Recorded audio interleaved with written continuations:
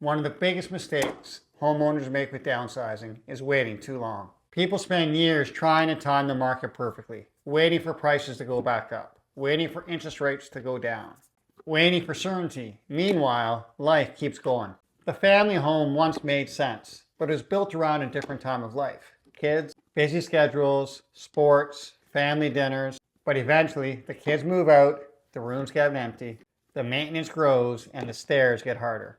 This is what I see that often happens. People get so focused on maximizing the value of that house that they stop maximizing the value of their life. They tell themselves, maybe next year, maybe when the market improves, maybe after prices go up again. But here's the reality. Nobody can time the market perfectly. And if you're downsizing into something smaller, market timing matters far less than people think because both properties move with the market. The better question is, does your current home still support the life that you actually want to live? For many homeowners, their house holds hundreds of thousands, if not millions of dollars in equity. But what's the point of building all that wealth if you never allow it to improve your life? Downsizing can mean less stress, less maintenance, more freedom, more travel, more experiences, and more time actually spent living.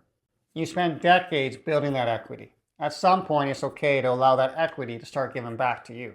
So when should the goal be to stop accumulating more, but make the goal about living better? And sometimes the biggest mistake homeowners make with downsizing is waiting too long to start enjoying the life they worked so hard to build. If you have questions about downsizing and/or the market, reach out to me and let's have a conversation. I'm Sean Bracken, providing real estate insights to help you navigate the market with confidence.